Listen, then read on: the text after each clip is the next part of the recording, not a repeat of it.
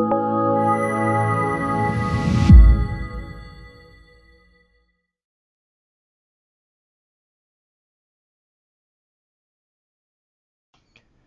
Jacob Hornberger, president of the Future of Freedom Foundation, and this is episode 21 of my series on the JFK assassination. When President Kennedy came into office, he came in with pretty much the standard Cold War mindset that characterized most Americans. That mindset said that the communists were coming to get us and that it was necessary to wage a Cold War against the communists, and that it was all part of a worldwide communist conspiracy to take over the world, including the United States, that was based in Moscow. Now, the reason I say pretty much was that Kennedy's mindset on nationalist movements around the world was different from the mindset that was held by the U.S. national security establishment, specifically the Pentagon and the CIA. This was a period of time in which the British Empire, the Belgian Empire, the French Empire still had colonies around the world. And there were nationalist movements to oust these empires from their lands and establish self-rule. The position of the CIA and the Pentagon was that this was clearly part of the worldwide conspiracy, communist conspiracy, to take over the world. Kennedy's position was no. These are just simple nationalist movements designed to throw away the shackles of imperial rule and to establish self-rule in these countries.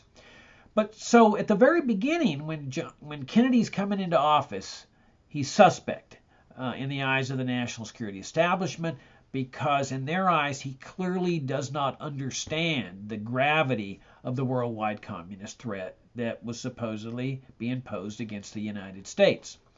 Now, to understand this whole Cold War mentality, it's necessary to go back to the founding principles of the United States to put things in an overall context.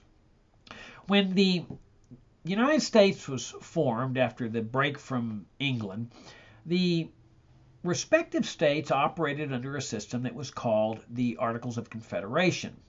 And this system involved a federal government, but one with very weak powers. In fact, the federal government under the Articles didn't even have the power to tax. Imagine that, a federal government operating for 13 years without even the power to tax. Well, there were problems with the Articles of Confederation. There were trade disputes and so forth.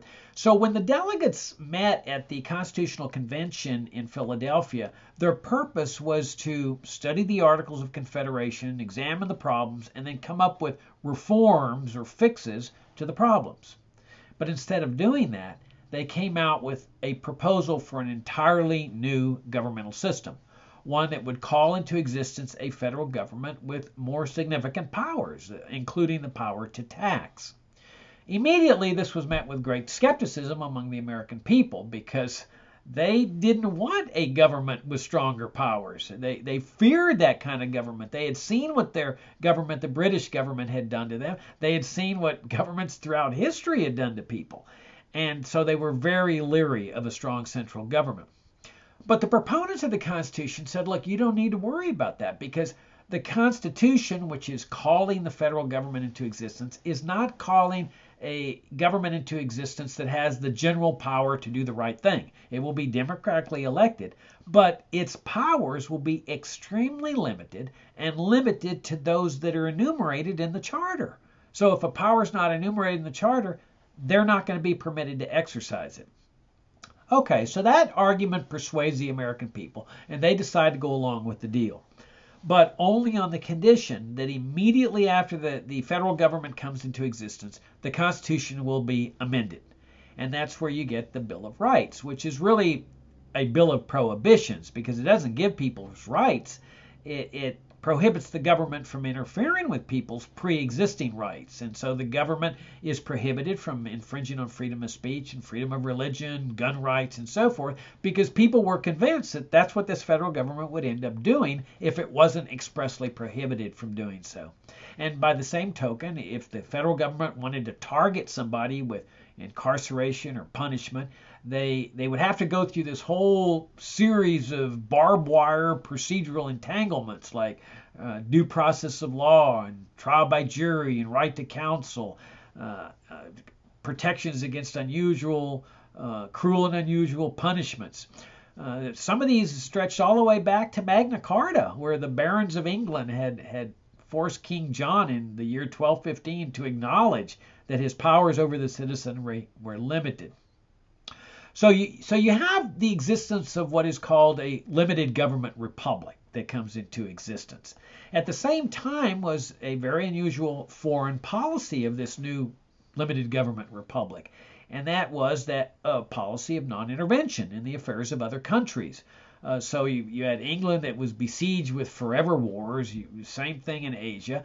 But the foreign policy of the United States was encapsulated in a speech by John Quincy Adams in 1821 to Congress on the 4th of July, where it was called In Search of Monsters to Destroy. And he said, look, the purpose of the federal government in this country is not to go abroad to slay monsters, whether it's tyrants or starvation or famines or civil wars or wars between nations, that our nation's not going to send troops and bullets and bombs to save you. But interestingly enough, there was also a policy throughout the 19th century of open immigration, where if people could escape these monstrous conditions, they would know that there was always one place that would serve as a sanctuary, a place that they could come. They would not forcibly deport them back to the monstrous conditions from which they had escaped. So that was pretty much the foreign policy of the United States throughout the 19th century. There was certainly no giant military establishment because there was a strong antipathy toward what were called standing armies. And if you want to get a good sense of how people felt about these large military establishments, you can go Google the Future of Freedom Foundation and standing armies. And I've got a list of quotes there from many of the early founders of America that showing this antipathy toward large military establishments because of the concern that military establishments throughout history had served as the biggest threat to the freedom and well-being of the citizenry. Now, there was a basic army, small military force, large enough to handle wars against the Indians, protect settlers from Native American attacks, also large enough to defeat Mexico, a third world country, in the Mexican War, but certainly nowhere near large enough to embroil itself in regime change operations in Europe or Asia or other parts of the world, or embroil itself in Europe's forever wars or wars in Asia. So a small basic military force, and certainly no CIA and no NSA. In fact, if you had told Americans when the Constitution was being proposed that the federal government would mean a massive, ever-growing military establishment headed by the Pentagon and a secretive intelligence agency like the CIA with the power to assassinate and torture people and detain them indefinitely, and the NSA, an agency with the massive authority to conduct secret surveillance on the American people, I guarantee you we would still be operating under the Articles of Confederation, because the American people would never have approved that kind of system. Now, things start to shift, though, in the later part of the 1800s. Now, these are new generations of Americans. These are like the great-great-grandchildren of the founders, and they have different ideas and different philosophies. And one of these was, hey, look, in order to make America great, we need to have the government start acquiring colonies, because that's what the greatness of the British Empire is, and the French Empire, and the Spanish Empire. America's got to have colonies, too, to be great. And so they get involved in the Spanish-American War, which was a war for independence among Spanish colonies like Cuba and the Philippines and so forth. And so the U.S. comes in on behalf of the people who were fighting for their independence from Spanish rule, and they defeat the Spanish.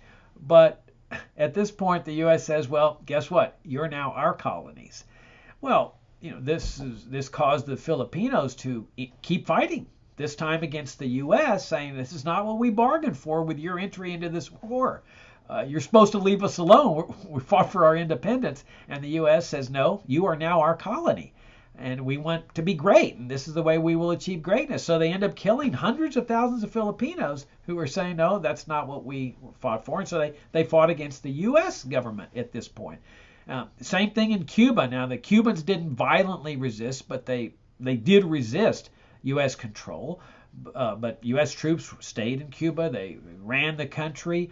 They even inserted a provision in the Cuban Constitution that said that U.S. officials would have the right to approve whatever ruler, sort of serve as a censor over what was happening in Cuba. And that's how the U.S. government acquired Guantanamo Bay, through a lease that was clearly established through duress, and which of course totally nullifies it. I mean, the lease has been null and void from the beginning because of the conditions under which it was made. But power is everything. The Cuban government's not about to oust the U.S. military from Guantanamo Bay simply because the lease is null and void, because power is everything. But this is the U.S. ends up acquiring these colonies, Cuba and the Philippines, and Guam and Puerto Rico and Virgin Islands and so forth. And then the intervention goes into full bloom in World War I, which was one of the forever wars in Europe. None of the U.S. government's business, but President Wilson drafts, conscripts Americans and forces them into this European conflict. In the process, destroys freedom here at home. Starts, surveillance over Americans, prosecuting and incarcerating people who were critical of the war, which was exactly what the founding Americans feared, of punishing people for exercising freedom of speech. 117,000 men really died for nothing. And, this was the war to end all wars. That's what they died for, or to make the world safe for democracy. I mean, what a joke this was. Because U.S. intervention brings about the total defeat of Germany instead of a negotiated peace, which is what would have happened without U.S. intervention. And this then, with the Treaty of Versailles, gives rise to the conditions that Hitler seizes on to rise to power within a fairly short period of time. And then that gives rise to World War II. And, this was a war which Americans said, enough is enough. We don't want to embroil the United States into this Second World War. But President Roosevelt had different ideas. And so in order to circumvent the will of the American people, he starts engaging in actions to provoke the Germans into attacking. And they don't take the bait, so he goes into the Pacific and starts provoking the Japanese. He puts an oil embargo noose around their neck, starts tightening it, issues humiliating demands, and finally the Japanese attack what are very conveniently placed Navy forces at Pearl Harbor, which gives Roosevelt his self-defense excuse to get a declaration of war, and then which enables him to get embroiled into the European war, where Hitler was fighting the Soviet Union, the Soviet communists. And so ironically, the United States partners with the Soviet Union, Soviet communists, to fight Hitler and defeat Hitler. But as soon as the war is over, the U.S. then converts Hitler's enemy, the Soviet Union, into America's enemy. And this now becomes the official enemy of the United States, which brings about the watershed event in American history.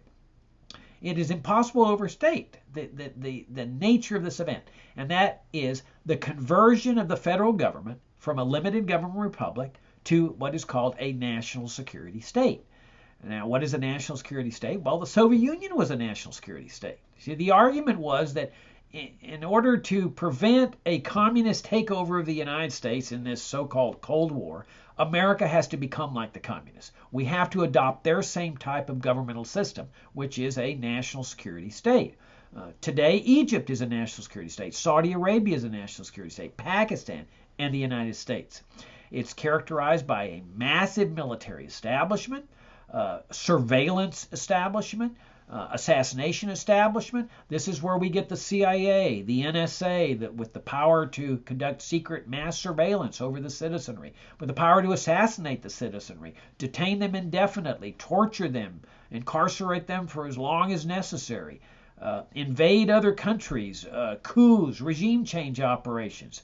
And sure enough, I mean, that's almost practically from the time the U.S. government is converted into a national security state, there are regime change operations. In 1953, 10 years before the Kennedy assassination, the CIA engineers the ouster of the democratically elected prime minister of Iran, Mohammad Mossadegh, on the basis that he was leaning toward communism, which was a threat to the United States, or so they said, as part of this worldwide conspiracy to take over America.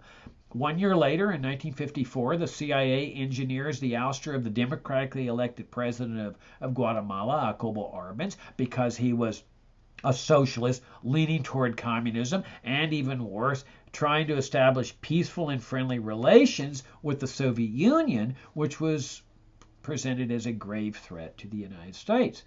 10 years after the Kennedy assassination in 1973, you have a very instructive regime change operation in which the national security establishment of Chile attacks the executive branch of the government, which was the president, in a military attack in order to protect Chile from what was presented to be a national security threat posed by their own democratically elected president, who was Salvador Allende, a socialist who also was reaching out to the Soviet Union and Moscow and Cuba in a spirit of peace and friendship. And while there had been resistance to the idea of a coup, the U.S. national security establishment helped to engineer the mindset and the conditions and the imperative nature of why the Chilean national security establishment had a duty to protect the national security of its own country by ousting its own democratically elected president from office. And then, of course, there were the regime change operations against Cuba, including assassination. Now, remember, this obsession with Cuba goes all the way back to the Spanish-American War. And as things proceed all the way up until 1959, the U.S. has partnered with one of their favorite dictators in history, a man named Fulgencio Batista. And Batista was a brutal dictator, but he was a U.S. dictator, a pro-U.S. dictator, a right-wing dictator. The man was corrupt to the max. He had partnered with the mafia to establish casinos in Havana where he was getting a cut of the action. The mafia, of course, was the premier criminal organization in the world, specializing in murder, drug dealing. He was importing. The mafia was importing massive amounts of heroin into the United States and using Cuba as a way station.